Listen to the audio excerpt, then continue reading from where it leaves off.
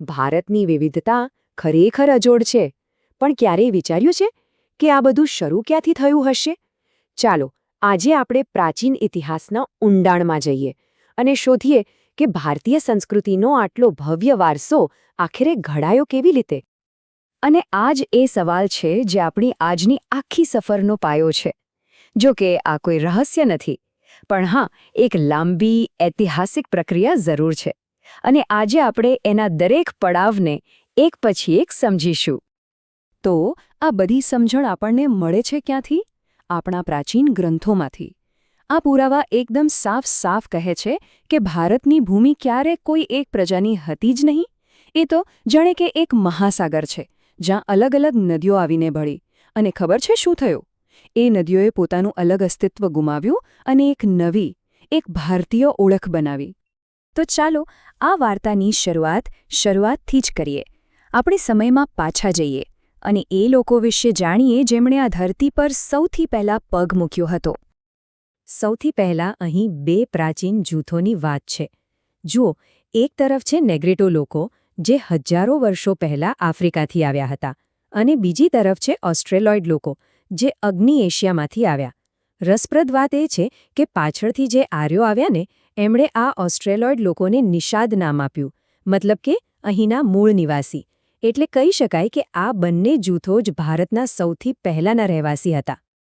અને આ ઓસ્ટ્રેલોઇડ લોકોનું યોગદાન તો જુઓ, કેટલું મોટું છે. જરા વિચારો, માટીના વાસણો બનાવવાની કળા, સૂતરાઉ કાપડ વણવાની ટેકનિક, એ જમાનામાં તો આ બધું એકદમ રેવોલ્યુશનરી હતું.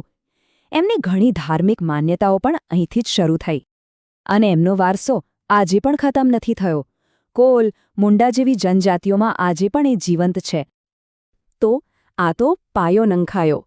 પણ હવે આ પાયા ઉપર એક નવી અને ખૂબ જ વિકસિત સંસ્કૃતિનો ઉદય થયો.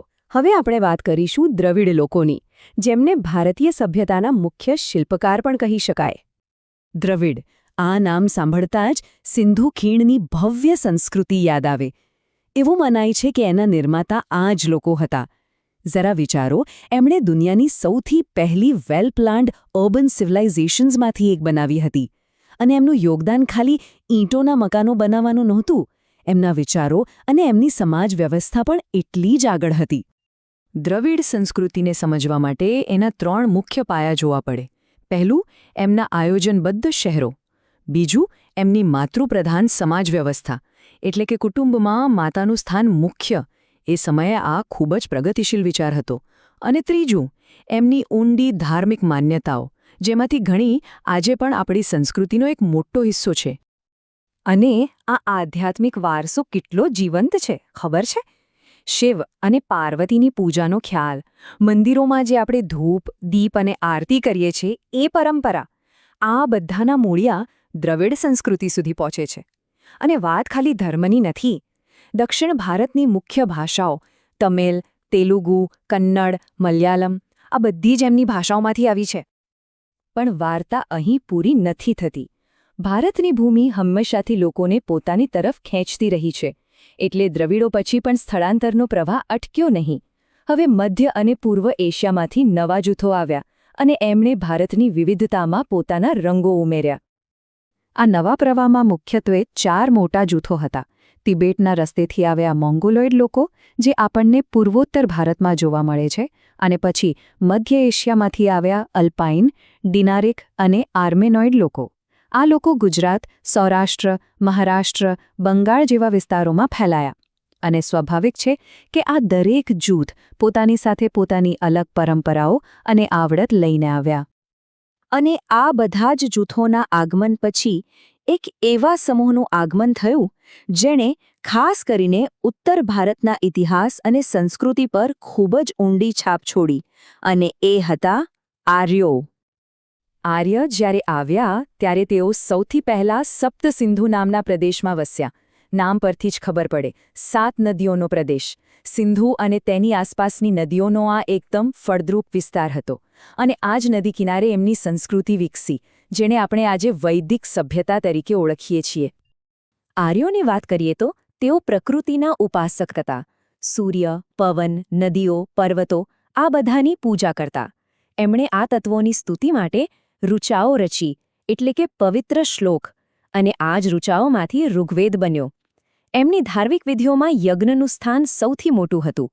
એ એમના માટે દેવતાઓ સાથે વાતચીત કરવાનું એક માધ્યમ હતું. તો હવે આખું ચિત્ર જુઓ. નેગ્રીટો, ઓસ્ટ્રેલોઇડ, દ્રવિડ, આર્ય અને બીજા પણ કેટલાય જૂથો બધા આવીને ભારતમાં વસ્યા. પણ આ વાર્તાનો સૌથી અદ્ભુત ભાગ તો હવે શરૂ થાય છે, કારણ કે આ બધા લોકો અલગ અલગ ન રહ્યા. તેઓ એકબીજામાં ભળી ગયા. આ વાક્ય આખી પ્રક્રિયાનો સાર કહી દે છે. સમય જતાં લગ્ન સંબંધો અને સાંસ્કૃતિક આપ-લે એટલી બધી વધી કે કોઈની પણ પોતાની અલગ ઓળખ બચી જ નહીં. દરેક જૂથે બીજા પાસેથી કંઈક શીખ્યું અને પોતાનું કંઈક આપ્યું. અને બસ આ જ લેવડ-દેવડમાંથી ભારતીયતા જન્મી. આથી જ આપણા ઐતિહાસિક ગ્રંથો કોઈ એક જૂથની જીતની ગાથા નથી, એ તો સંશ્લેષણની ગાથા છે. એટલે કે બધાના સંગમની, બધાના ભળી જવાની વાર્તા છે. ભાષા હોય, ધર્મ હોય કે પછી રીતિરિવાજ હોય, બધું જ એકબીજામાં ભળી ગયું. ઉદાહરણ તરીકે, દ્રવિડોના દેવતાઓને આર્યોના ધર્મમાં સ્થાન મળ્યો તો આર્યોના વિચારો દ્રવિડ સંસ્કૃતિનો ભાગ બન્યા. જાણે કે બધી નાની મોટી નદીઓ એક મોટા સમુદ્રમાં ભળીને એક થઈ ગઈ, અને આ રીતે જન્મ થયો એક એવા વારસાનો જે ખરેખર ભવ્ય, સમૃદ્ધ અને સાવ અનોખો હતો.